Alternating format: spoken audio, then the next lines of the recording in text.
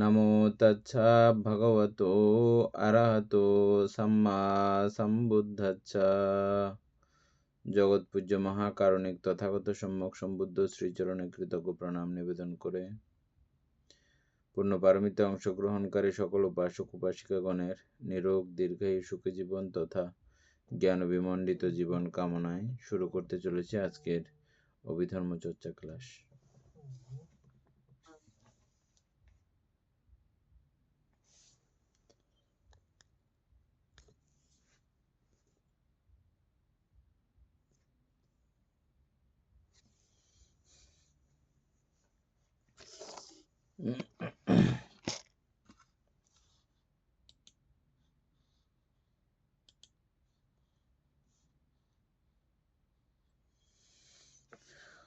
আমাদের কালকে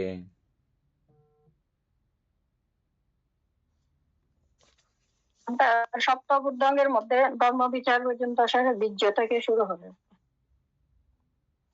243 পৃষ্ঠা।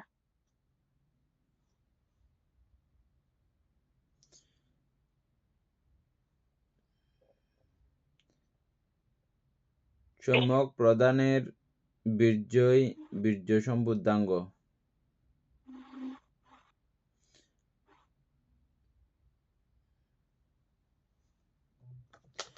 এই বীর্য চৈতসিক আমরা কোথায় কোথায় প্রয়োগ করব এটা আমরা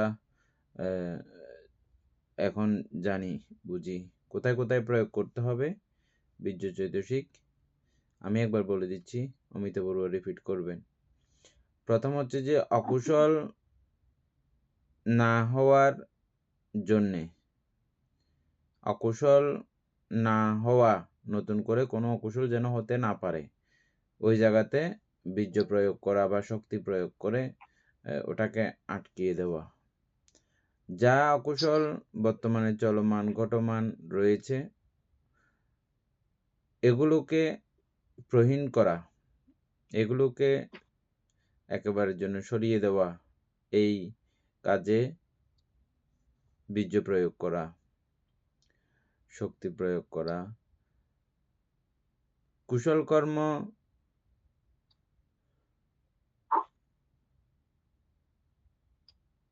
যেগুলো উৎপন্ন হয় নাই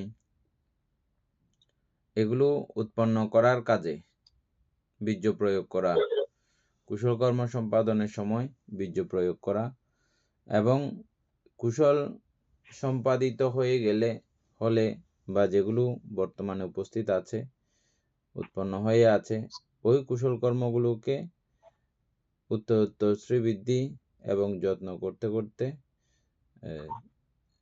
একেবারে চূড়ান্ত পর্যায়ে পৌঁছানো। এই চূড়ান্ত পর্যায়ে বলতে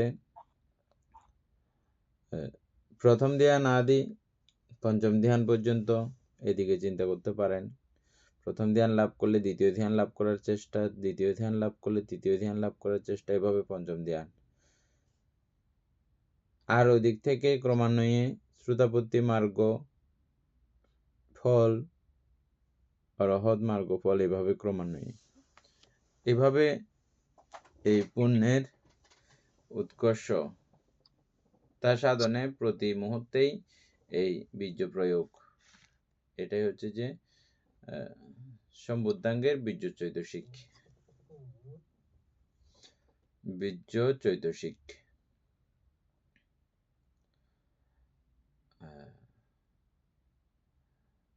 কুশল চিত্তের লীন বা বিদুরণ পূর্বক কর্তব্য সম্পাদন ক্ষমতা ও উৎসাহ উদ্যম জাগ্রত করিয়া সম্পত্তি উৎপাদনের অঙ্গ হয়। আমরা বীর্য চৈতসিকের প্রত্যেকটা জায়গা প্রাথমিকভাবে এভাবে আমরা দেখেছি, কিন্তু বুদ্ধাঙ্গ এর বেলায় গিয়ে আমরা এই বীর্য চৈতসিককে দেখতেছি কোথায়?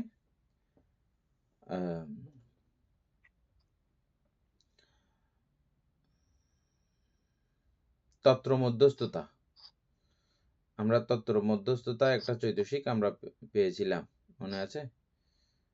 তত্র মধ্যস্থতা, চৈতসিক না, একটা অবস্থা ইয়ার মধ্যে, কিসের মধ্যে যেন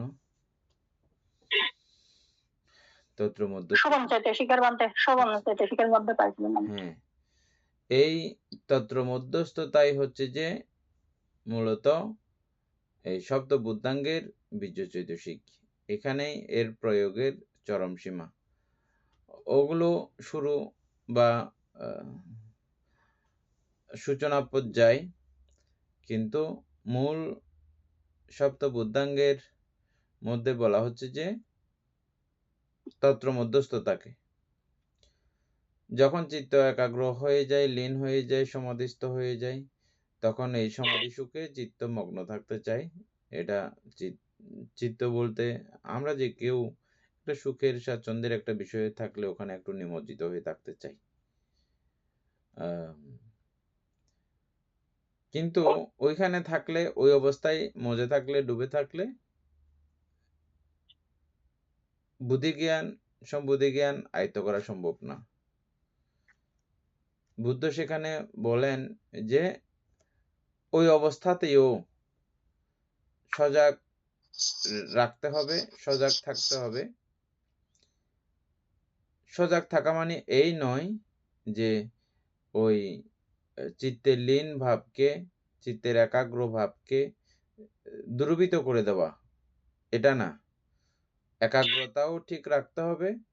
ঠিক একাগ্রতা ঠিক রেখে ওই জায়গার, ওই সময়কার চিত্তের সমস্ত গঠন প্রক্রিয়া বা চিত্তের যথাযথ অবস্থা সম্পর্কে যথাযথ জ্ঞান বা বিপাসনা করার, এক কথায় ওই অবস্থার, ওই সময়ের চিত্তকেও বিপাসনা দ্বারা বিভাজন করার মতো করে নিজেকে অ্যাক্টিভ রাখা, সজাগ রাখা, এটাকেই মূলত তত্র মধ্যস্থতা বলা হয়। একাগ্রতাও ভঙ্গ হবে না, আবার সেই একাগ্রচিত্তের সুখ স্বস্তির মধ্যেও নিজেকে বিলিয়ে দিও নয়। এমন একটি উদাহরণ আমরা অতীতে অনেকবার করেছিলাম, আপনাদের মনে আছে।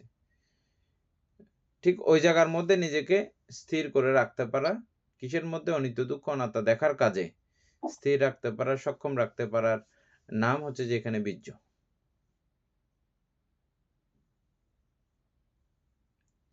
আর ওই চিত্ত সুখে রমিত হয়ে থাকা বা লীন হয়ে থাকা, এটা বীর্য না, বীর্যের বিপরীত সাইড। তাইলে আমি টোটাল 5টা বিষয় বলছি। ওই আগের 4টে সেগুলোর জায়গায় ঠিক আছে, এবং যেটা বুদ্ধাঙ্গের সঙ্গে সম্পর্কযুক্ত এটা বলেন উপাসিকা। বলতে এখানে প্রথমে যে আমরা অকুশল কর্ম আগে করে আসছি, এখন নতুন করে যাতে আমাদের কোনো অকুশল কর্ম উৎপন্ন না হয়ে আমরা কুশল কর্মের মাধ্যমে চিত্তকে উন্নত করতে পারি। বীর্য প্রয়োগ করে চিত্তকে কুশল কর্মের মাধ্যমে আমাদের চিত্তকে সজাগ রাখতে পারে। এটা এখানে বীর্য প্রয়োগ করে করতে পারে। যেমন প্রথমে আমরা আমাদের অকুশলকে বর্জন করে, অকুশল চিত্তকে বর্জন করে কুশলের মাধ্যমে আমাদেরকে বীর্য প্রয়োগ করে চেষ্টা করতে হবে, সজাগ থাকতে হবে। তারপর কুশল চিত্তের লীন ভাব যেটা বলছেন মানতে, এটা হচ্ছে এটা বীর্য প্রয়োগ করে আমাদেরকে যদি আমরা প্রথম ধ্যান থেকে পঞ্চম ধ্যান পর্যন্ত এখানে কুশল চিত্তের মাধ্যমে, কুশল কর্মের মাধ্যমে আমরা প্রথম ধ্যান থেকে পঞ্চম ধ্যান পর্যন্ত উন্নত করে এবং অনিত্য দুঃখ অনাত্মা রূপে যদি আমরা এখানে শ্রদ্ধাপত্তি মার্গের পর্যায়ে যদি যাই, তাহলে এটাও বীর্যের মাধ্যমে বীর্য প্রয়োগ করে এটা সপ্তবুদ্ধাঙ্গের একটা অঙ্গ হবে বলতে। আমি পুরোপুরি ভালো করে বুঝতে পারতেছি। যাই হোক, তত্র মধ্যস্থতাই হচ্ছে যে সপ্ত বুদ্ধাঙ্গের বীর্য। সপ্তবুদ্ধাঙ্গকে কেন্দ্র করে বলতে হলে এই তত্র মধ্যস্থতাই মানে বলা উচিত। যাই হোক, তারপরে প্রীতি আসেন। প্রীতি ইহা সম্যক স্মৃতি আলম্বনে ও সংবর্ধমান কুশলে চিত্তের সর্ববিধ অরতি ও উৎকণ্ঠা বিদূরণ পূর্বক ধর্মরতি ধর্মনন্দী ও ধর্মারাম পূর্ণ করিয়া সম্বুদ্ধি উৎপাদনের অঙ্গ হয়। এই প্রীতি কিন্তু আমরা প্রকীর্ণ চৈতসিকের মধ্যে পেয়েছিলাম, মনে আছে? প্রীতি অকুশলীয় আছে না?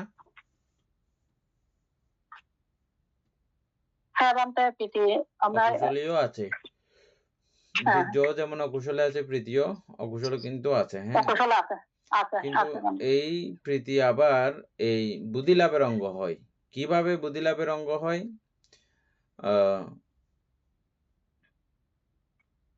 সম্যক স্মৃতির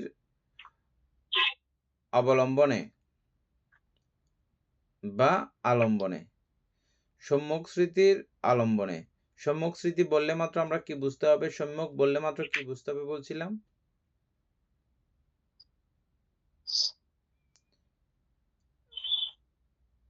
কুশল চিত্ত বাদ দিয়ে কুশল স্মৃতি মানে কুশল স্মৃতি করে অনিত্য দুঃখ অনাত্মা সম্পর্কে যেগুলো আমাদের সম্যক ধারণা হবে।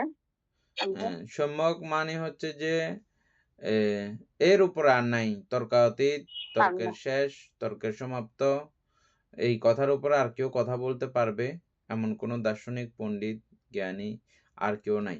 এটা শেষ কথা। হ্যাঁ, এই সম্যক স্মৃতিও এটা শেষ স্মৃতি, এর উপরে আর কোনো স্মৃতি নাই, এর উপরে আর কোনো সজাগতা নাই। তাহলে আমরা সম্যক স্মৃতি কিসের কিসের মধ্যে দেখেছিলাম? কায়ে, চিত্তে, বেদনায়, ধর্মে। তাহলে ইহা সম্যক স্মৃতির অবলম্বনে, ওই চারটার মধ্যে যে কোনো একটা স্মৃতির অবলম্বনে ও সংবর্ধমান কুশলে, মানে ক্রমান্বয়ে এই যে বর্ধিত হচ্ছে কুশল প্রক্রিয়া, কুশল রাশি, আমার কুশল অবস্থা, কুশল মানসিক অবস্থাগুলো বা কুশল চৈতসিকগুলো ক্রমান্বয়ে যে বাড়তেছে, হ্যাঁ, এটা তো আমরা দেখতে পাই না। যখন এটা করি তখন আমরা অবশ্যই এটা দেখতে পাই। সংবর্ধমান কুশলে চিত্তের সর্ববিধ অরতি।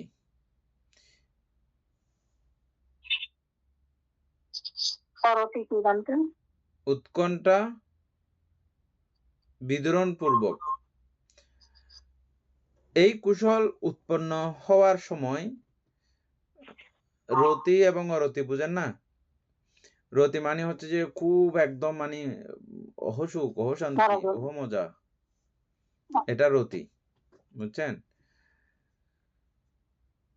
যে কোনো একটা কিছু খাওয়ার সময়, যে কোনো একটা কিছু ব্যবহার করার সময় যেটা আমরা একেবারে খুব তৃপ্তি পাই, খুব সন্তুষ্টি পাই, এটা মহা শান্তির সহিত আমরা যেটা ব্যবহার করি না, এরকম আর কি। তো এটাকে রতি বলা হয়। রতি মানে বেশি উপভোগ করা আর কি, একটা বিষয়কে বেশি উপভোগ করা, বুঝছেন? চোখের কোনো বিষয়, কানের কোনো বিষয়, যেমন আমরা গান শোনার সময় কিছু কিছু মজার গান আছে, বাপরে কি একটা মজা নিয়ে আমরা শুনি, একদম শান্তিতে, বুঝছেন না? এটা থেকে আমরা খুব মজা নিই, মনোযোগ স্থাপন করা, রতি উৎপন্ন করা, খুব আনন্দ ফিলিং এর সঙ্গে, আনন্দ অনুভূতির সঙ্গে এটা অনুভব করা, এরকম একটা বিষয়। হ্যাঁ, এটা আমাদের 6 দ্বারের যে কোনো একটা দ্বার দিয়ে আমরা এটা অনুভব করি যে কোনো সময়, এগুলোকে রতি বলা হয়। আর অরতি মানে হচ্ছে যে ভালো না লাগার অবস্থা, বুঝছেন? এখানে সংবর্ধমান কুশলে ভালো না লাগার যত অবস্থা আছে ওগুলো তিনি বাদ দেন। উৎকণ্ঠা হওয়ার মতো যত বিষয় আছেন ওগুলো বাদ হয়ে যায়। এখন উৎকণ্ঠা নাই, শুধু রতি আছে। যে কুশলের মধ্যে কি আছে? রতি আছে, আর উৎকণ্ঠা নাই, শুধু ভালো লাগা আছে, আরো করার ইচ্ছা আছে, উৎকণ্ঠা আর নাই। বুঝছেন, উৎকণ্ঠা হয়ে দূরীভূত করে ও এখন ধর্মরতি। ধর্মরতি মানে কি? ওই কুশল অর্জনে শুধু প্রীতি অনুভব করেন, রতি অনুভব করেন, মহা আনন্দ লাগতেছে, মহা সুখ লাগতেছে। অকুশল বিষয়ে বা কাম বিষয়ে যেমন রতি উৎপন্ন করার বিষয় বলেছিলাম, এটা হচ্ছে ধর্ম বিষয়ে রতি উৎপন্ন করেন এবং ধর্মানন্দী মানে খুব আনন্দ। এই ধর্ম অর্জনে, এই ধর্ম অধিগতকরণে তিনি অতীব আনন্দ, তার সঙ্গে আনন্দের সঙ্গে এটা করতে থাকেন। এটা হচ্ছে যে প্রীতি। তারপরে হচ্ছে ধর্মারাম। আরাম মানে অবস্থান করা। এই ধর্মকে কেন্দ্র করে, ধর্মকে নিংড়ে, ধর্মকে গ্রহণ করে তিনি অবস্থান করে চলেছেন। এটাকে ধর্ম আরাম পূর্ণ করিয়া সম্বুদ্ধি লাভের অঙ্গ হয়। এভাবে অবস্থান করার কারণে এই প্রীতি সম্বুদ্ধি লাভের অঙ্গ হয়। এগুলো মূলত প্রীতিই। প্রীতিকে একটু আমরা সুন্দর করে বোঝার জন্য এই কথাগুলো বলা হচ্ছে। মানে প্রীতি কি এখানে? ধর্মরতিটাই হচ্ছে যে প্রীতি। ধর্মে আনন্দ উপলব্ধি, আনন্দ উপভোগ, প্রীতি অনুভব, এটাই হচ্ছে যে প্রীতি। এবং ধর্ম আরাম বা ধর্ম জীবন যাপনে সদা সর্বদা রত, এটা হচ্ছে ধর্ম আরাম, হচ্ছে ওই প্রীতি। এগুলোর মাধ্যমে এই প্রীতি পরিপূর্ণ হয় এবং হয়ে ওই সম্বুদ্ধি লাভের জন্য এটা অঙ্গ হয়। সম্বুদ্ধি লাভ করার সময় এই প্রীতিগুলো না থাকলে তখন তিনি ওই বিষয়ে অধিকতর জ্ঞান লাভ করতে পারেন না। এভাবে এই প্রীতি সম্বুদ্ধি লাভের অঙ্গ হয়।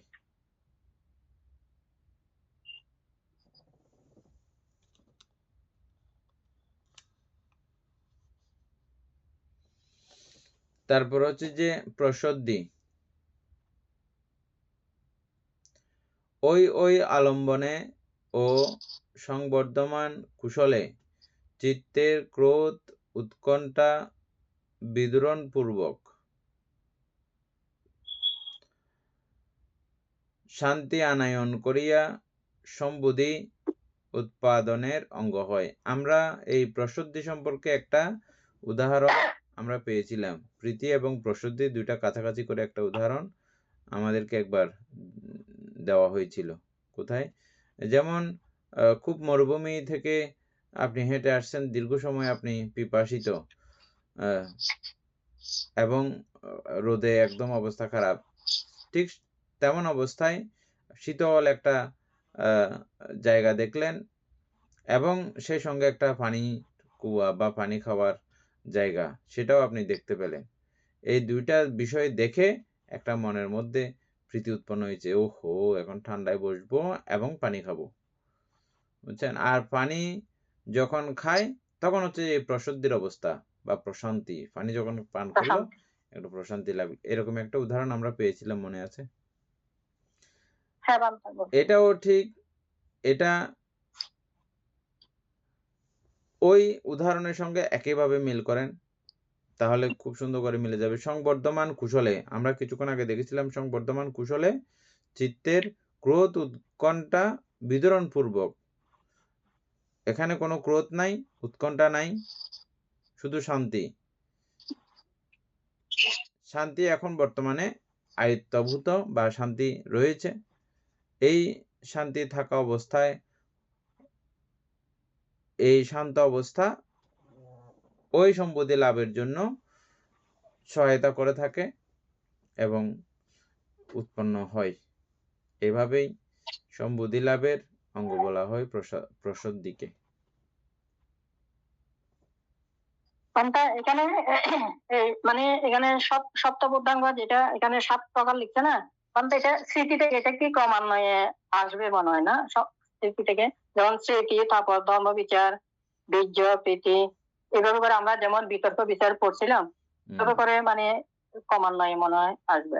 হ্যাঁ, আপনি স্মৃতি করলে স্মৃতির পরে হ্যাঁ স্মৃতি তো এমনিও শুরু, হ্যাঁ স্মৃতি বান্তে তো স্মৃতি এমনিও শুরু। সূচনা। বুঝছেন, যে কোনো কিছুর মূলে কিন্তু হ্যাঁ স্মৃতি। আমি সজাগতা স্মৃতি। থেকেই কিন্তু আমি পঞ্চশীল হ্যাঁ পালন করতেছি, যে কিন্তু এটা স্মৃতির কারণে। হ্যাঁ আমি তারপর সজাগ বিচার, না এটা থাকলে কিন্তু যখন আমার আমি পঞ্চশীল একাগ্রতা হব। পালিত হবে না। হ্যাঁ তারপর এখানে যখন আমি একাগ্রতা, মানে একাগ্রতা স্মৃতির মধ্যে যখন আমি বুঝতে পারবো আমার চতুর্মার্গ জ্ঞান যখন একটা আমার কিছু উপলব্ধি হবে, তখন এখানে ওই বিচার করতে পারবো নাম রূপের এগুলো দিয়ে, ওই বিদর্শন ভাবনার মাধ্যমে, বিপাশনার মাধ্যমে। হুম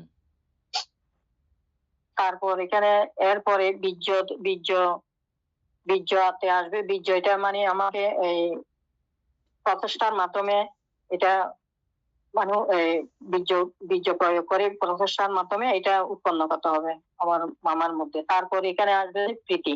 তারপর এগুলো যখন আমি এখানে আমার ক্রমান্বয়ে সবগুলো যখন আমি একে ধাপে ধাপে যখন উন্নত চিত্তের দিকে যখন যাব, তখন ওই আমার মধ্যে একটা মানে ওই প্রীতির প্রীতি মানে প্রীতি সুখ, প্রীতি আর মানে ইয়া করতে পারবো। এগুলো সবগুলো ওই সপ্তবুদ্ধঙ্গের একটা একটা মানে ক্রমান্বয়ে বানতে না, ক্রমান্বয়ে আসবে। হ্যাঁ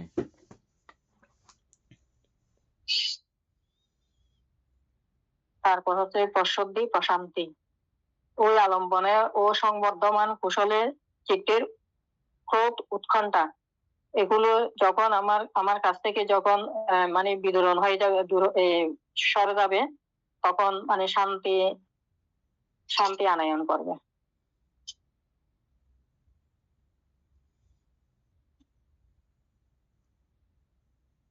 এরপরে সমাধি বানতে। সমাধি উৎপাদনে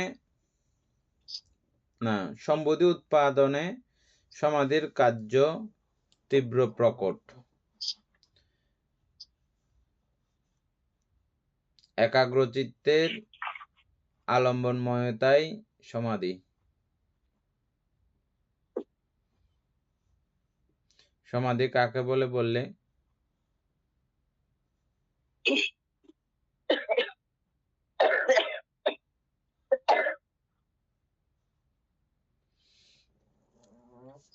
কামবর্জিত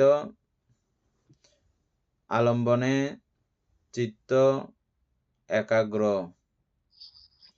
করে রাখা বা একই আলম্বনেই চিত্ত রেখে দেওয়ার নামই হচ্ছে যে সমাধি।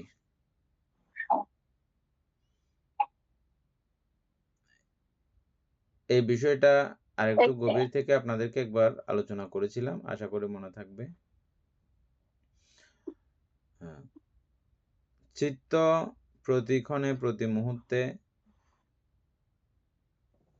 অতি দ্রুত ঘূর্ণায়মান অবস্থায় থাকে।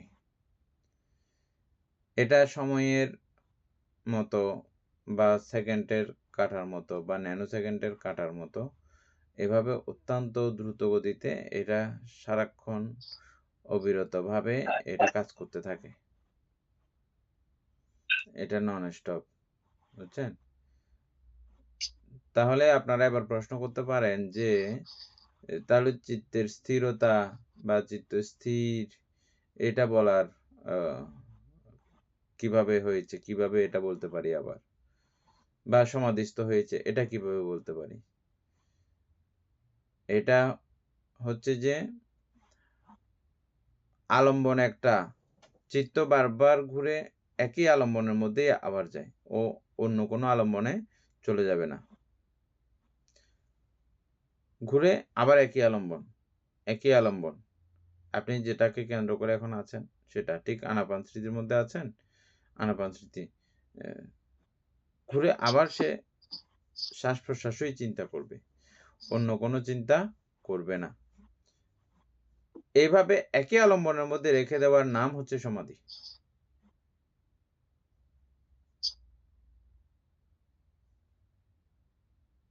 সমাধি কেউ বুঝতে না পারলে আবার জিজ্ঞেস করবেন পরে। মানে একটা আলম্বন থেকে তো আমরা চিত্ত মানে আরেকটা চিত্তের মধ্যে মানে চিত্ত তো দ্রুত চলে যায়, একটা একের পর একটা চলে যায়। তবে চলে যাবার গেলেও এটাকে আবার মানে আমি যদি শ্বাস প্রশ্বাস নিয়ে যদি আমি সমাধি মানে একাগ্র করতে চাই, তাহলে আমার আবার ওইখান থেকে আবার নিয়ে আসতে হবে আর কি, নিয়ে আসতে হবে, নিয়ে এসে আবার আমাদের শ্বাস প্রশ্বাসের মধ্যে নরমালি ধরে আমরা রাখতে হবে। যখন ভাবনা করি, একটা আলম্বনকে কেন্দ্র করে ভাবনা করতেছি, হ্যাঁ, কিন্তু করতে করতে আবার অন্যদিকে আমাদের চিত্ত চলে যাচ্ছে, এটা আমরা দেখতে পাচ্ছি না, অন্য বিষয়েও চিন্তা চলে আসতেছে। তার মানে তখন আমি সমাধিস্থ না। সমাধিস্থ। কখন সমাধিস্থ হয়? আমার এই আলম্বন ছাড়া অন্য কোনো আলম্বন আসেই নাই, আসেই না। এটাকে, এই অবস্থাটাকে বলা হয় সমাধি। সমাধি। আমি শুধু আনাপান স্মৃতি ভাবনা করতেছি, শুধু আনাপান স্মৃতি ভাবনাই করতেছি। করতে গিয়ে মাঝখানে আরো নানা কিছু যখন চিন্তা চলে আসবে, তার মানে তখন বুঝতে হবে আমি সমাধিস্থ না।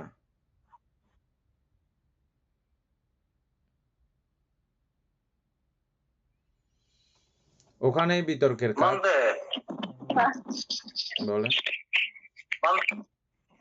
সমাধিকে কি সমাধি সমত ভাবনা বলা যায় না? সমাধি, সমাধিকে সমত ভাবনা বলা যায়।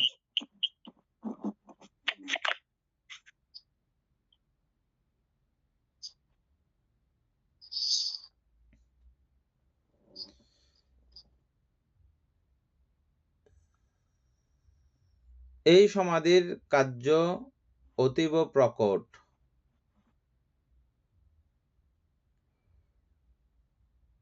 সম্বোধি উৎপাদনের জন্য এই সমাধির কার্যটা সবচেয়ে একদম মানে খুব প্রকট বলে বলা হচ্ছে। কারণ সমাধি ছাড়া বা একটা জায়গায় স্থির করে রাখতে না পারলে আপনি ওই একটা জায়গার, ওই একটা অবস্থার, ওই একটা আলম্বনের যথাস্বভাব আপনার কখনো দেখা সরাসরি হবে না। আমরা এমনি পড়তেছি যে আলম্বন দুঃখ, আলম্বন অনিত্য, আলম্বন অনাত্মা, এগুলো আমরা পড়তেছি যে, কিন্তু এটা আমাদের সরাসরি কখনো এটা পরীক্ষা করা হয়নি। এই একটা আলম্বনে যখন আমি স্থির হয়ে যাব, তখন ওই আলম্বনটা আমার কি করা সম্ভব হবে? পরীক্ষা নিরীক্ষা করা সম্ভব হবে, দেখা বোঝা সম্ভব হবে, না হলে হবে না। একাগ্রতা মানতে বেশিক্ষণ আসে না, যখন মানে এখন কিছুক্ষণ ওই আবার মনটা অন্যদিকে চলে যায়, আবার ওইখানে আনতে হয় সেরকম করে।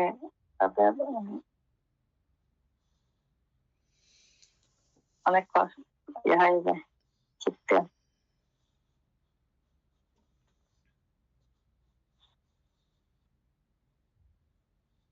করতে পারি না বলে তো আমরা বুঝতেছি না সবগুলো, মানে আমরা আয়ত্ত করতে পারতেছি না এগুলো।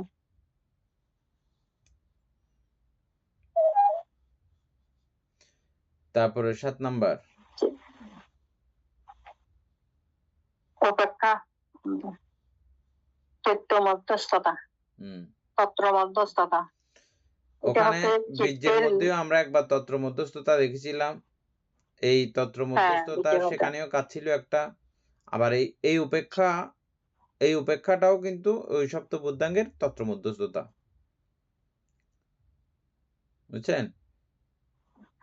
এই তত্র মধ্যস্থতার মধ্যে থেকে নিজেকে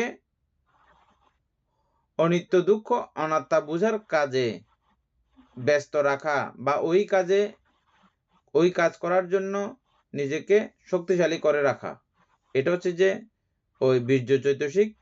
আর এখানে তত্র মধ্যস্থতা ভাবে রাখা উপেক্ষা চৈতসিক বা সপ্তবুদ্ধাঙ্গের উপেক্ষা।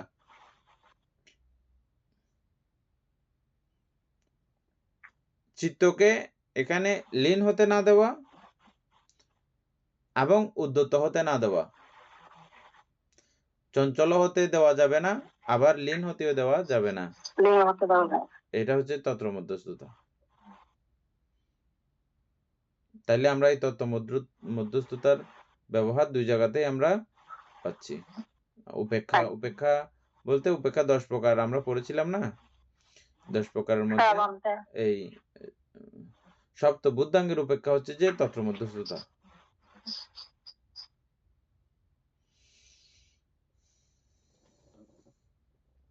এখানে ওই উপেক্ষা আমি 9 প্রকার পাইছি, 10 প্রকার তো পাই নাই। 10 প্রকার এনির কাছে লেখা আছে, এগুলো এনিকে মেসেজ দিলেও পাঠিয়ে দেবে।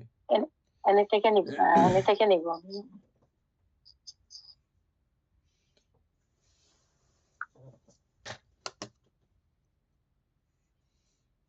তারপর আর্যষ্টাঙ্গিক মার্গ আছে, এগুলো আমরা কয়েকদিন আগে আলোচনা করছিলাম না একবার? হ্যাঁ, বানতে করছি। এখন উপাসক পুতুল বাবু পড়েন।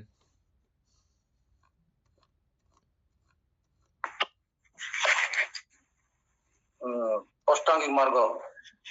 অষ্টাঙ্গিক মার্গ 3 স্কন্ধের অন্তর্গত।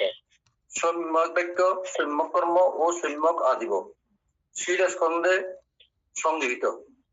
সম্যক ব্যায়াম ও সম্যক স্থিতি ও সম্যক সমাধি সমাধি স্কন্ধে সংগৃহীত। সম্যক দৃষ্টি ও সম্যক সংকল্প প্রজ্ঞা স্কন্ধে সংগৃহীত। সম্যক ব্যাখ্যাদি অঙ্গত্রয় শীল, সুতরাং সমজাতীয় বলি 4 স্কন্ধে সংগৃহীত। সম্যক ব্যায়ামাদি অঙ্গত্রয়ের মধ্যে সম্যক সমাধি শুধু নিজ একাগ্রতা গুণে অবলম্বনে সমাহিত হইয়া থাকিবার শক্তি নাই। সম্যক ব্যায়াম ও সম্যক স্থিতি হইতে অপগ্রহ ও নিমজ্জন কার্য সম্পাদনের সাহায্য পাইলে সমাহিত হইবার শক্তি প্রাপ্ত হয়। সুতরাং সম্যক সমাধির স্বভাব গুণে এবং অন্য দুইটি তাহাদের কার্য গুণে সমাধি স্কন্ধে ভুক্ত হইয়াছে। সমাধি দৃষ্ট প্রজ্ঞা, কিন্তু সম্যক সংকল্প ব্যতীত প্রজ্ঞা পুঙ্গ। এই সম্যক সংকল্প প্রজ্ঞার অবিপরীত কার্য গুণে প্রজ্ঞা স্কন্ধে স্থান পেয়েছে। উপসর্গ সহসর দুর্দষ্ট।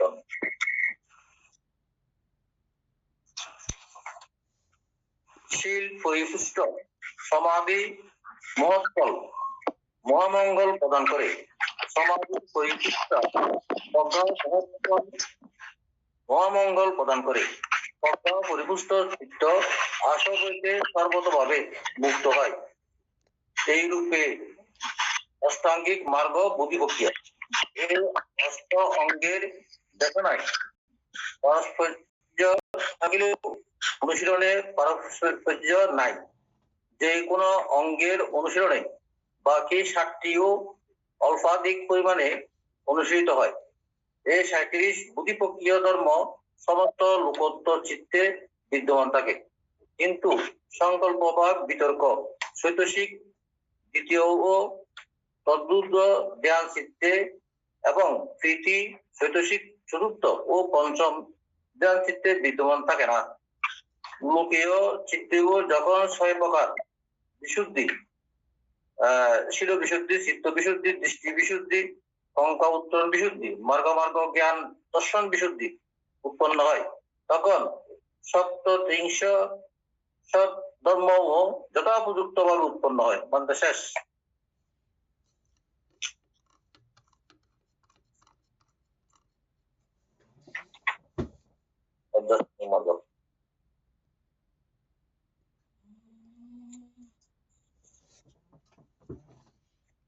শিল্পী বড়ুয়া আলোচনা করতে পারবেন এক লাইন করে?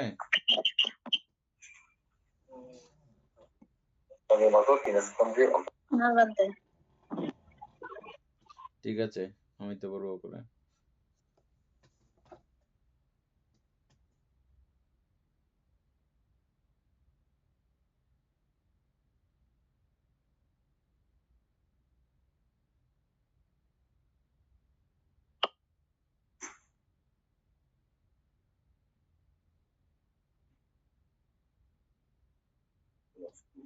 মিউট করা আছে।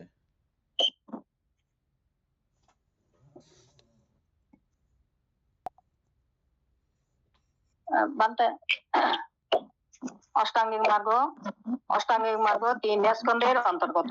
এখানে আমরা আর্য অষ্টাঙ্গিক মার্গ 8 প্রকার যেগুলো করছি। পুতুল বাবু মোবাইলটা মিউট করে। হ্যাঁ, এখানে এই মার্গকে মানে 3 স্কন্ধে অন্তর্গত করছে। একটা হচ্ছে যে সম্যক বাক্য, সম্যক কর্ম ও সম্যক আদিব। এটা হচ্ছে যে শিলাস্কন্ধে। আর সম্যক ব্যায়াম, সম্যক স্মৃতি ও সম্যক সমাধি, এগুলো হচ্ছে সমাধি স্কন্ধে সংগৃহীত। আর সম্যক দৃষ্টি ও সম্যক সংকল্প প্রজ্ঞা স্কন্ধে।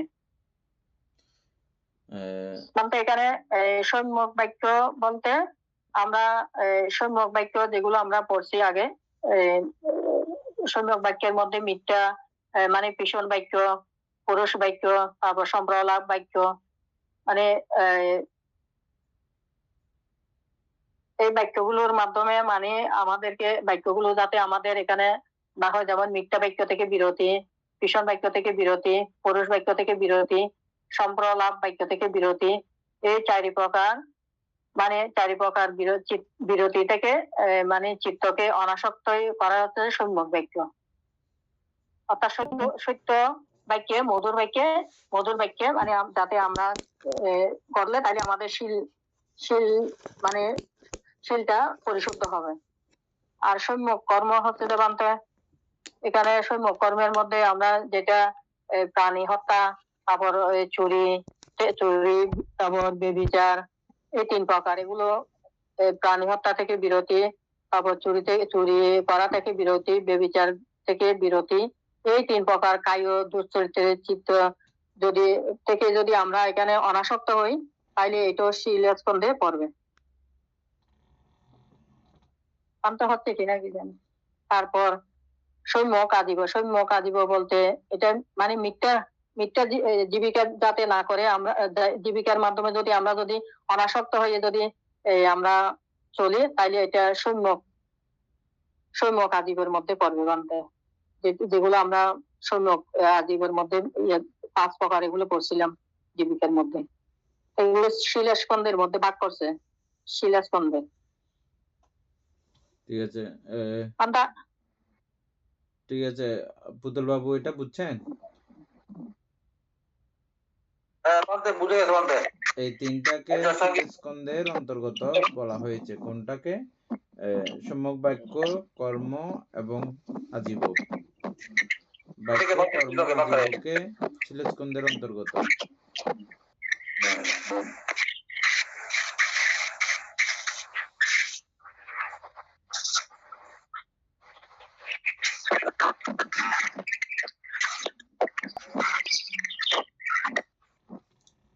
তারপর সম্যক ব্যায়াম, সম্যক স্মৃতি, সম্যক সমাধি, এগুলো হচ্ছে সমাধি স্কন্ধে। সম্যক ব্যায়াম যেগুলো আমরা মানে পরে আসছি, এটা সংবর প্রধান, এগুলো 4 প্রকারের, যেগুলো বীর্যের মাধ্যমে এগুলো ব্যায়াম, সম্যক ব্যায়াম। তারপর সম্যক স্মৃতি যেগুলো, তারপর সম্যক সমাধি যেগুলো উপরে আলোচনা করে আসছিলেন, এগুলো হচ্ছে সমাধি স্কন্ধে, মানে একাগ্রতা, এগুলোর মাধ্যমে একাগ্রতা থাকবে। এখানে সমাধি স্কন্ধে বলছে। আর সম্যক দৃষ্টি, সম্যক সংকল্প, এগুলো প্রজ্ঞা স্কন্ধে, মানে ওই অনিত্য দুঃখ যখন এগুলো সবগুলো যখন মানে একটা সাথে একটা সবগুলো অষ্টাঙ্গিক মার্গ, এগুলো সবগুলো যদি সমন্বয়ে যদি একযোগে যদি মানে কাজ করে যদি চলা যায়, তাহলে প্রজ্ঞা স্কন্ধে মানে সংগৃহীত হবে, প্রজ্ঞা উৎপন্ন হবে। বান্ধব এরকম না, বান্ধব জানি না।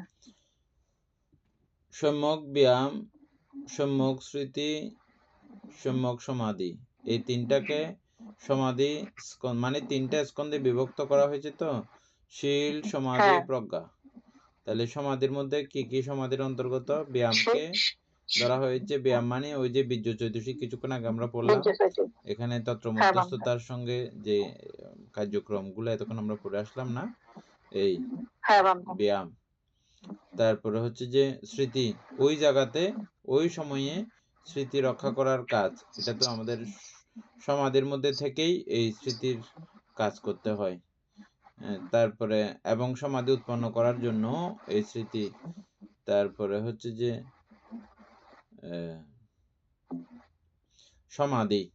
সমাধিটাও এই সমাধি স্কন্ধে, সম্যক সমাধি।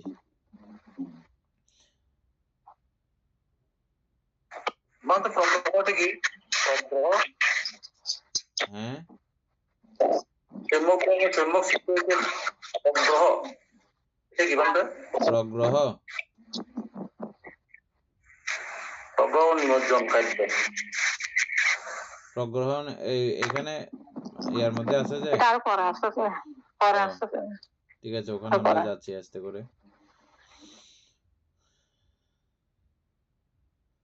সম্যক দৃষ্টি এবং সম্যক সংকল্প এই দুইটা হচ্ছে যে প্রজ্ঞাস্কন্ধ। সম্যক সংকল্প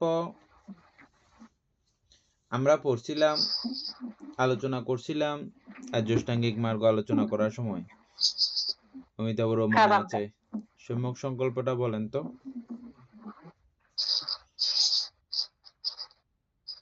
সম্যক সংকল্পটা হচ্ছে যে আগে প্রথম শুরুটা হবে যে সমস্ত প্রাণীর প্রতি মৈত্রী পরায়ণ হওয়া, করুণার বন্ধনে আবদ্ধ থাকা, কোনো প্রাণীকে হিংসা না করা। এটাই হচ্ছে মানে প্রথম প্রচেষ্টা। তারপর এখানে তো আমরা তিন প্রকার সংকল্প দেখছি। 3 প্রকার সংকল্পের মধ্যে নৈষ্কর্ম সংকল্পটা আমরা পাইছি, মানে করছি। নৈষ্কর্ম সংকল্পের মধ্যে মানে কোনো কর্ম না করে বিরাগী জীবন যাপন করা, সংসার বিরাগী হয়ে মানে থাকা। যেমন একজন সাধক কাম তৃষ্ণা, রূপ তৃষ্ণায় বিরোগী হয়ে দান, শীল, ভাবনা আদি ও সংস্কার মানে করে সমস্ত কামনা বাসনা ত্যাগ করে বিপাসনার মাধ্যমে সমস্ত সংস্কার আদি যাতে প্রত্যক্ষ করতে পারে মানে করে বুঝতে পেরে, প্রত্যক্ষ করে বুঝতে পেরে অনাত্মা দুঃখ, অনিত্য দুঃখ, অনাত্মা সম্পর্কে যখন জ্ঞান উৎপন্ন হবে তখন এটা মানে সম্যক সংকল্পের মধ্যে পড়বে। ঠিক আছে, আমরা এমনি বইয়ের মধ্যে পড়ছিলাম যে কি ব্যাপাদ সংকল্প, অবিহিংস সংকল্প, অব্যাপাদ সংকল্প, অবিহিংস সংকল্প এবং নৈষ্কর্ম সংকল্প। তারপরে এই দুইটাকে হিংসা না করা বা মৈত্রী পরায়ণ হওয়া, ওই দুইটা দিয়ে আমরা আলোচনা করেছিলাম। বিশদ আলোচনা হয়েছে যে কোনটাকে কেন্দ্র করে, নৈষ্কর্ম সংকল্পকে কেন্দ্র করে আমরা বিশদ আলোচনা করেছি। নৈষ্কর্ম, কর্ম না করা, সরাসরি আর কর্ম উৎপন্ন না হওয়া, কর্মের প্রতি কোনো রতি আর না থাকা, একেবারে লাস্ট পর্যন্ত না। তাহলে এটা ওই প্রজ্ঞা উৎপন্ন হইলেই, প্রজ্ঞা থাকলেই, প্রজ্ঞা উৎপন্ন হইলেই একেবারে কর্ম না করে থাকা যায়। যে প্রজ্ঞা উৎপন্ন না হলে আমরা প্রতি মুহূর্তে আমরা কর্ম সম্পাদন করে ফেলতেছি, কর্ম আমাদের প্রতি মুহূর্তে সম্পাদিত হচ্ছে, বুঝছেন? এই জন্য এটা প্রজ্ঞা স্কন্ধের অন্তর্গত। তারপরে সম্যক দৃষ্টি, এই সম্যক দৃষ্টিও ওই প্রজ্ঞা উৎপন্ন হইলে তখনই এই সম্যক দৃষ্টি পরিপূর্ণ হয়। সম্যক দৃষ্টি কাকে বলছিলাম যে আমরা? দুঃখে জ্ঞান, পুরো জাগতিক সমস্ত নাম রূপে মধ্যে দুঃখ সম্পর্কে জ্ঞান উৎপন্ন করা এবং এই দুঃখের কারণ সম্পর্কে জ্ঞান উৎপন্ন করা, দুঃখের নিরোধ সম্পর্কে জ্ঞান উৎপন্ন করা, দুঃখ নিরোধের উপায় সম্পর্কে জ্ঞান উৎপন্ন করাই হচ্ছে যে সম্যক দৃষ্টি। তাহলে ওই 4টা বিষয় জানাই হচ্ছে যে মূলত প্রজ্ঞা। 4টা বিষয় সম্পর্কে ধারণা থাকাই হচ্ছে যে মূলত প্রজ্ঞা। এই জন্য এই দুইটাকে প্রজ্ঞা স্কন্ধের অন্তর্গত বলা হয়েছে। আচ্ছা, এরপরে হচ্ছে যে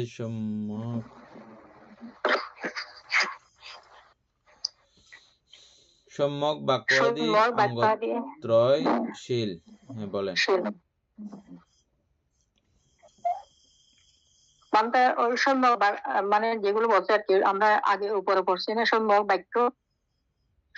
বাক্যাদি অঙ্গত্রয়শীল। অঙ্গত্রয় মানে এখানে আমরা ওই আমার মানে আমি যখন শীল পালন করব, পঞ্চশীল বলি, অষ্টশীল বলি,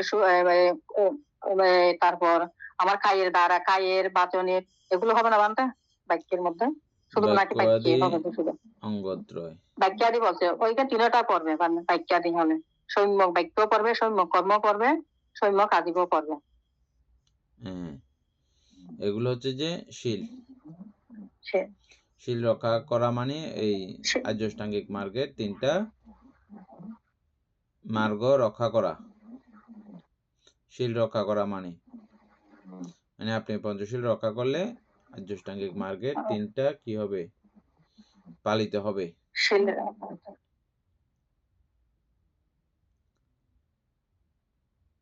তারপরে সুতরাং সমজাতীয় বলিয়া শীল স্কন্ধে সংগৃহীত। সমজাতীয় বলতে এখানে মানে 3টা মানে একই ইয়াতে সম্যক বাক্য, সম্যক কর্ম, সম্যক বলে এইজন্য আর কি। আর সম্যক ব্যায়ামাদি অঙ্গত্রয়ের মধ্যে সম্যক সমাধির শুধু নিজ একাগ্রতা গুণে আলম্বনে সমাহিত হইয়া থাকিবার শক্তি নাই। এটা সম্যক ব্যায়ামাদির অঙ্গত্রয়ের মধ্যে সম্যক সমাধি। আচ্ছা, এখানে বলতে ব্যায়াম, তারপরে সম্যক স্মৃতি, সম্যক সমাধি, এই 3টা তো? হ্যাঁ বলতে এই 3টার মধ্যে সম্যক সমাধি শুধু নিজ একাগ্রতা গুণে আলম্বনে সমাহিত হইয়া থাকিবার শক্তি নাই। সম্যক সমাধির এরকম ব্যক্তিগত কোনো শক্তি নাই, বুঝছেন? সেখানে কি লাগবে? ওই সম্যক ব্যায়ামের প্রয়োগ আছে এবং সম্যক স্মৃতির প্রয়োগ আছে।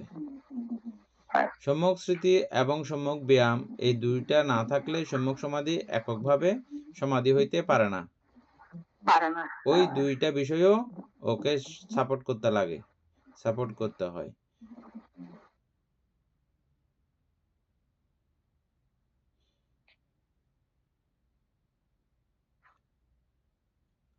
আলম্বনে সমাহিত হইয়া থাকিবার শক্তি নাই।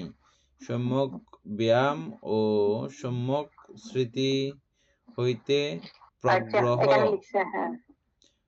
ও নিমজ্জন কার্য, প্রগ্রহ ও নিমজ্জন কার্য সম্পাদনের সাহায্য পাইলে সমাহিত হইবার শক্তি প্রাপ্ত হয়।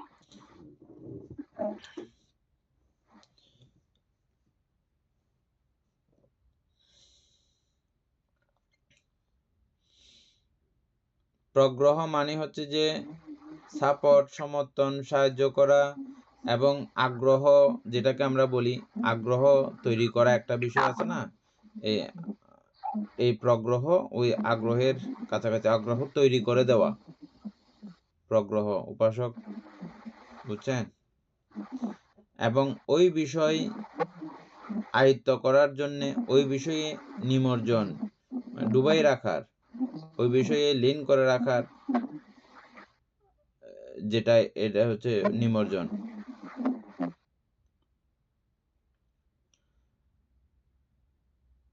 উপাসক পুতুল বাবু, বুঝছেন না?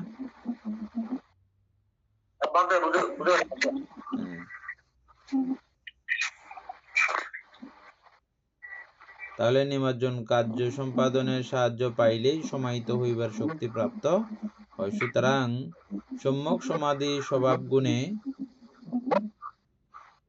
এবং অন্য 2টি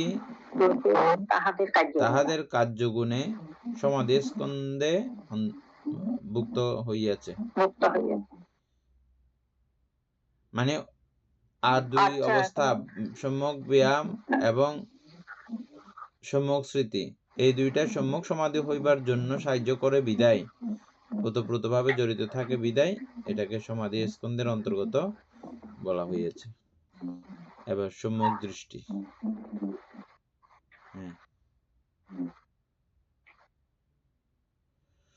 এখানে সুতরাং সম্যক সমাধি হচ্ছে যে স্বভাব গুণে, আর এবং অন্য 2টি হচ্ছে যে তাহাদের কার্য গুণে সমাধি স্কন্ধে ভুক্ত হয়েছে।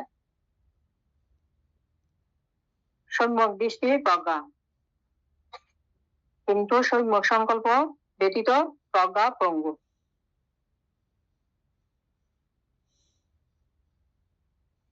এখানে বলছে সম্যক দৃষ্টি প্রজ্ঞা, মানে যেটা আমরা সঠিকভাবে যেটা সম্যক দৃষ্টি যেটা আমরা পড়ে আসছি, দুঃখে জ্ঞান, দুঃখে জ্ঞান, দুঃখ কারণে জ্ঞান, দুঃখ নিরোধে জ্ঞান, দুঃখ নিরোধের উপায়ে জ্ঞান, এগুলো সম্যক সংকল্প ছাড়া এটা মানে হবে না, সম্যক দৃষ্টি উৎপন্ন করা যাবে না, প্রজ্ঞা উৎপন্ন করা যাবে না, আমি তো এটা বলছি।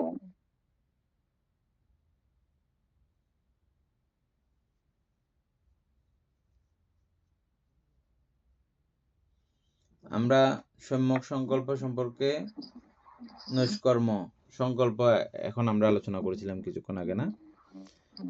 হ্যাঁ, আপনি অনিত্য, দুঃখ, অনাত্মা জানেন, বুঝেন, জেনে বুঝে কিন্তু কর্ম সম্পাদনে আপনি রত রয়েছেন, নৈষ্কর্ম হতে পারেন নাই, তাহলে সম্যক দৃষ্টি হওয়ার হয়েছেন বা হয়ে ওই বরাবর কাজ করতেছেন, এটা কি হচ্ছে?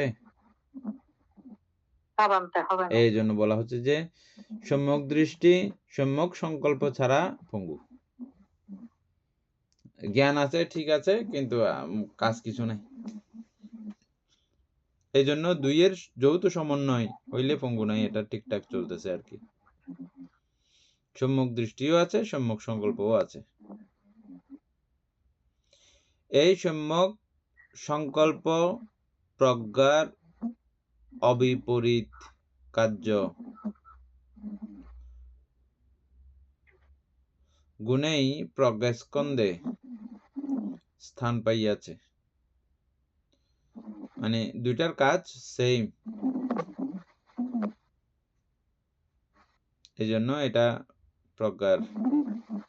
প্রজ্ঞাস্কন্ধে স্থান পাইয়াছে। উপসৎ সহচর নামক একটা বই এর মধ্যে এটা আরো বিস্তারিত আলোচনা আছে।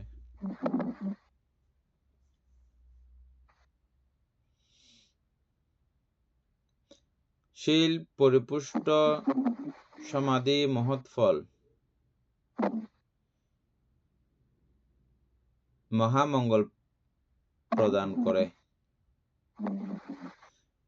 শীলে পরিপুষ্ট হয়ে, শীল মানে ওই যে তিন, সম্যক বাক্য, সম্যক কর্ম, সম্যক আজীব, এই তিনটা যখন পরিপুষ্ট হয়, আর সমাধি যখন স্মৃতি, ব্যায়াম এবং সমাধি এটা যখন মহামহিয়ান করে, যখন ফল উৎপন্ন হয়,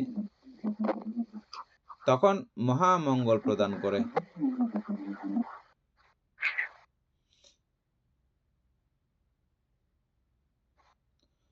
সমাধির পরিপুষ্টতা প্রজ্ঞা মহৎ ফল, মহা মঙ্গল প্রদান করে। প্রথমে দুইটা দিয়ে বলা হয়েছে শীল এবং সমাধি, এখানে একবার মঙ্গল দেখানো হয়েছে। আর দ্বিতীয় জায়গায় সমাধি এবং প্রজ্ঞা, এই দুইয়ের পরিপূর্ণতায় আরেকবার আরো শ্রেষ্ঠতম মঙ্গল দেখানো হয়েছে। প্রজ্ঞা পরিপুষ্ট চিত্ত আসব হইতে সর্বোত্তভাবে মুক্ত। আর যখন একেবারে প্রজ্ঞায় পরিপুষ্ট হয়ে যায়, তখন সর্বপ্রকার আসব হইতে, বন্ধন হইতে, আসক্তি হইতে সর্বোত্তভাবে মুক্ত হয়। সবাই বুঝছেন আশা করি। এই রূপে আর্যাষ্টাঙ্গিক মার্গ বুদ্ধি পক্ষীয়, এভাবে বোঝা জানা যখন হয়, যখন এভাবে আচরণ হয় পরে, তখন এটা পুরো বুদ্ধিকে পক্ষপাতিত্ব করে সমর্থন করে। আমাদের সপ্ততিংশ বুদ্ধি প্রক্রিয়া ধর্মের মধ্যে এই 8 ও বুদ্ধি প্রক্রিয়া ধর্মের অন্তর্গত, এই 8টাই। এই অষ্টাঙ্গের দেশনায়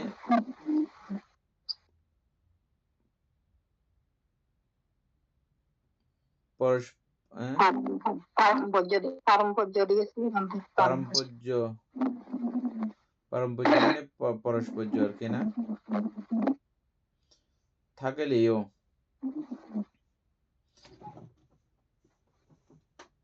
অনুশীলনে অনুশীলনের পারম্পর্য পারম্পর্য নাই। দেশনার সময় মানে এটা পরস্পর একটার সঙ্গে একটার সংস্পর্শন বা পরম্পরা ভাব ব্যাপার থাকলেও অনুশীলনের সময় পারম্পর্যতা নাই। বন্ধ কর হ্যাঁ, মাত্র এটা কেন দিছে? কেন এই অঙ্গ অষ্টঅঙ্গের দেশনায় পারম্পর্য থাকিলেও অনুশীলনের পারম্পর্য না, অনুশীলন মানে চর্চা, এটা দেশনায় দিছে। আপনি এটা এই দেশনার জিনিস সময় আমরা এটা একই ইয়ে করে করে আমরা সুন্দর করে সাজাই সাজাই বলতেছি, কিন্তু আপনি আচরণের সময় দেখেন যখন আমি সম্যক সমাধির আচরণ করব ওখানে তখন আর এর শিলের ব্যাপার এগুলো আসার সুযোগ নাই। শিল আমার আগেই সমাধা হয়ে ওখানে আসতে হয়েছে, এরকম আর কি, বুঝছেন? আচ্ছা। প্রজ্ঞার জায়গায় প্রজ্ঞা, এভাবে দেখেন, পুরোটা পড়লে বুঝে যাবেন। যে কোনো অঙ্গের অনুশীলনে বাকি 7টিও অল্পাধিক পরিমাণে অনুশীলিত হয়। আমি সামাধিটি অনুশীলন করতেছি, এই সামাধিটি অনুশীলনের সময় বাকি আরো 7 মার্গেরও অল্প বা অধিক অনুশীলিত হয়। কিছু কিছু অল্প, কিছু কিছু অধিক অনুশীলিত হয়, মানে পালন করা হয়ে যায় যে কোনো একটা পালন করার সময়। সম্যক বাক্য পালন করার সময় আমার এখানে অন্যান্য মার্গগুলোও কিছু কিছু পালন করার ব্যাপার ঘটে যায়। এভাবে প্রত্যেকটা মার্গ এক একটা ভাবে এক একটাকে আমি যখন জোর দিব এক একটা অল্প পরিমাণে হলেও অনুশীলিত হয়, এটাই বলা হচ্ছে। আপনারা দেখবেন এগুলো মিলে মিলে দেখবেন আর কি। একটা পালন করতে গেলে, একটা আচরণ করতে গেলে ওগুলো অটোমেটিক ভাবে আচরিত হয়, এই কথা বলা হচ্ছে।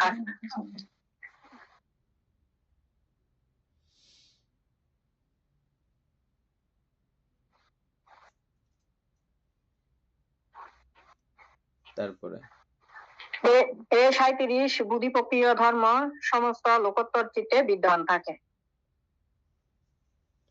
এই 37 প্রকার বুদ্ধি প্রক্রিয়া ধর্মগুলো লোকোত্তর চিত্তের মধ্যে। এই 8 প্রকার লোকোত্তর চিত্তের মধ্যে এই 37 এগুলো আমরা যেগুলো পড়ে আসছি এতক্ষণ, 37 প্রকার বুদ্ধি প্রক্রিয়া ধর্ম, আর্যষ্টাঙ্গিক মার্গ সহ বাকি যেগুলো পড়ে আসছে আর কি, সপ্তবুদ্ধাঙ্গ আদি, সবগুলো বুদ্ধি লোকোত্তর চিত্তের মধ্যে বিদ্যমান থাকে। সবগুলো লোকোত্তর চিত্তের মধ্যে মানে লোকোত্তর চিত্তের মধ্যে তাহলে এখানে বলতে ওই শুধু শ্রোতাপত্তি থেকে নাকি শ্রোতাপত্তি মার্গ থেকে অরহত ফল পর্যন্ত, অরহত ফল, এগুলোর মধ্যে 37টা সবগুলো অবশ্যই থাকবে যেগুলো আমরা পড়ে আসছি। তবে কথা আছে এখানে, কি কথা দেখেন, কিন্তু সংকল্প বা বিতর্ক, সংকল্প বা বিতর্ক, বুঝছেন?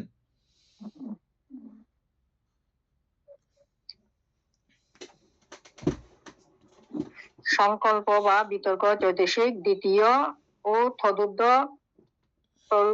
ধ্যান চিত্তে এবং তৃতীয় চৈতসিক চতুর্থ ও পঞ্চম ধ্যান চিত্তে বিদ্যমান থাকে না। বুঝছেন এটা কি জন্য বলছে?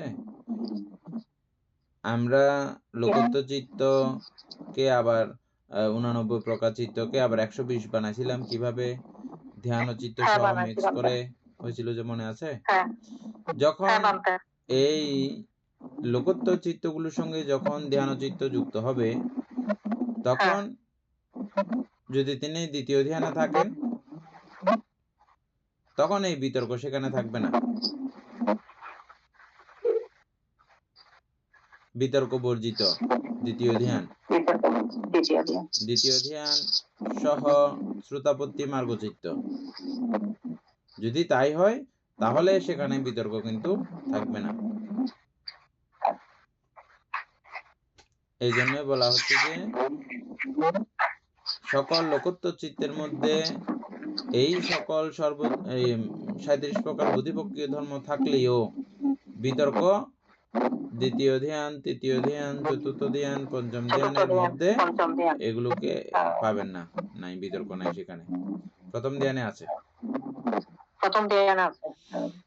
এর পরবর্তীতে প্রথম ধ্যান বলতে নরমাল প্রথম ধ্যান না, লোকোত্তর লোকোত্তরের প্রথম ধ্যান, ধ্যান, এগুলো লোকোত্তরের। লোকোত্তরের। যেহেতু আমরা লোকোত্তর চিত্ত পড়তেছি এই জন্য। হ্যাঁ।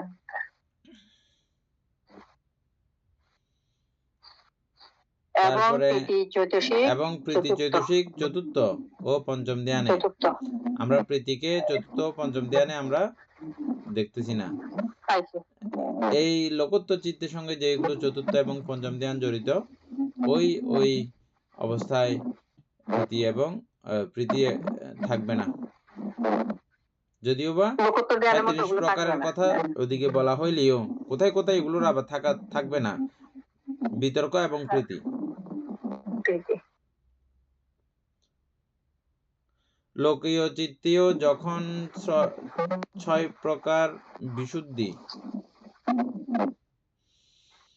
লোকীয় চিত্তের মধ্যে, এটা লোকীয় চিত্ত মানে শ্রোতাপত্তি মার্গের নিচে লোকীয় চিত্ত। হ্যাঁ,